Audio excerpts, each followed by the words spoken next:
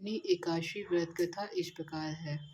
एक राजा के राज में सभी लोग एकादशी का व्रत रखते थे।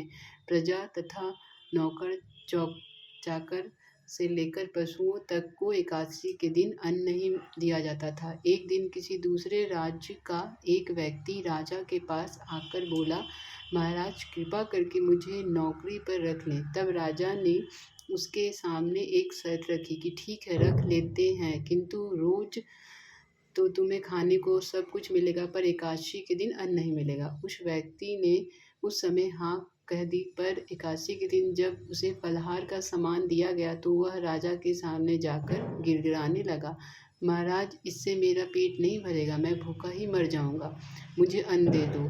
राजा ने उसे शर्त की बात याद दिलाई, पर वह अन्न छोड़ने को तैयार नहीं हुआ। तब राजा ने उसे आटा, दाल, चावल आदि दिया। यह नित्य की तरह नदी पर पहुंचा और स्नान कर भोजन पकाने लगा। जब भोजन बन गया तो वह भगवान को बुलाने लगा, आओ भगवान, भोजन तैयार है।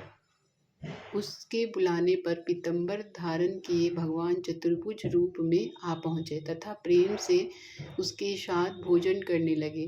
भोजन आदि करके भगवान अंतर्ध्यान हो गए तथा वह अपने काम पर चला गया। 15 दिन बाद अगली एकादशी को वह राजा से कहने लगा कि महाराज मुझे दुगना सामान दीजिए। उस दिन तो मैं भूखा ही रह गया। राजा ने कारण पूछा तो उसने बताया कि हमारे साथ भगवान भी खाते हैं, इसलिए हम दोनों के लिए ये सामान पूरा नहीं होता।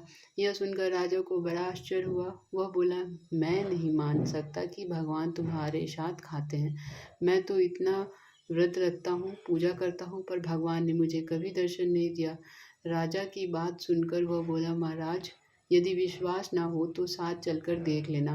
राजा एक पेड़ के पीछे छिपकर बैठ गया। उस व्यक्ति ने भोजन बनाया तथा भगवान को शाम तक पुकारता रहा, परंतु भगवान न आए।